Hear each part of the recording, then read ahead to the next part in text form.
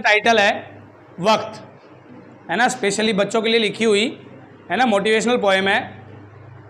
बहुत हो चुका अब शायद थोड़ा संभलने का वक्त है। बहुत हो चुका अब शायद थोड़ा संभलने का वक्त है। बात भी सही है ना। 1.5 साल हो गए।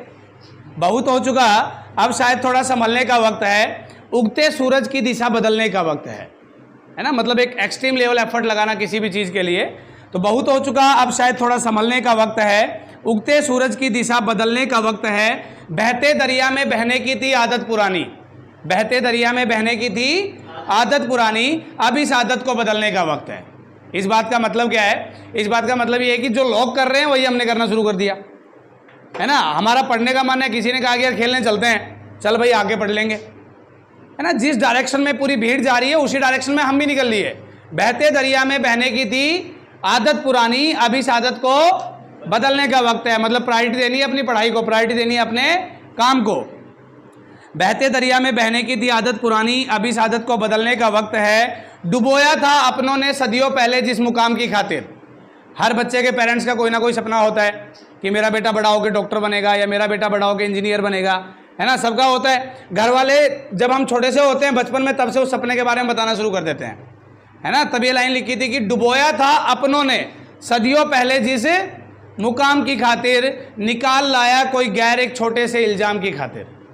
कहने का मतलब हम उन सारे सपनों को पर्टिकुलर एक बंदे के लिए भूल जाते हैं, है ना। चाहे हम उसके साथ रिलेशनशिप में आए हों, चाहे वो अपना कोई बढ़िया दोस्त बना हो, है ना।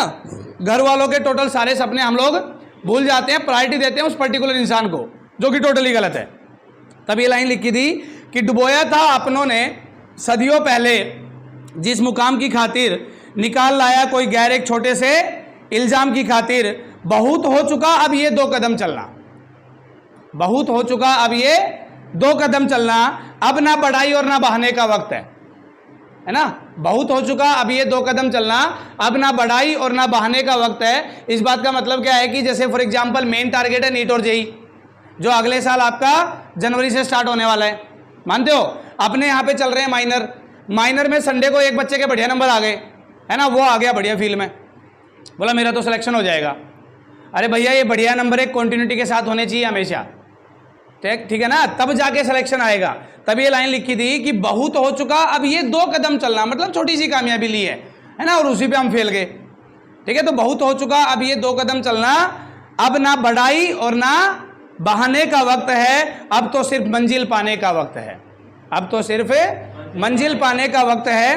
टिमटिमाती थी जो आंखें वर्षों पहले दिन के उजियारे की खातिर। टिमटिमाती थी जो आंखें वर्षों पहले दिन के उजियारे की खातिर। अब ना इन आंखों को सहलाने का वक्त है। अब ना इन आंखों को सहलाने का वक्त है। मतलब आराम नहीं करना है अभी, जब तक कामयाब ना हो जाओ तब तक कोई आराम नहीं करना है। अब ना इन आंखों को सहलाने का वक्त है। डूब जाना है जर्रे जर्रे में ये सोच के। लाइन सुनना एक बार दोबारा से, बढ़िया पैरा है। टिमटिमाती थी जो आंखें वर्षों पहले दिन के उजियारे की खातिर। अब ना इन आंखों को सहलाने का वक्त है। डूब जाना है जर्रे जर्रे में ये सोच के कि अब तो बस उनको उनकी औकात दिखाने का वक्त है। कि अब तो बस उनको उनकी औकात दिखाने का वक्त है। बहुत हो चुका ये चूहे बिल्ली का खेल। मतलब छोटी छोटी लड़ाइयाँ, छोटी छोटी कामयाबी बहुत हो चुकी है। बहुत हो चुका ये चूहे बिल्ली का खेल। अब तो बस शेर की गर्ज लाने का वक्त है। अब तो बस शेर की गर्ज लाने का वक्त है। ना देखना है अब आंधी तूफान को, ना देखना है अब आंधी तूफान को।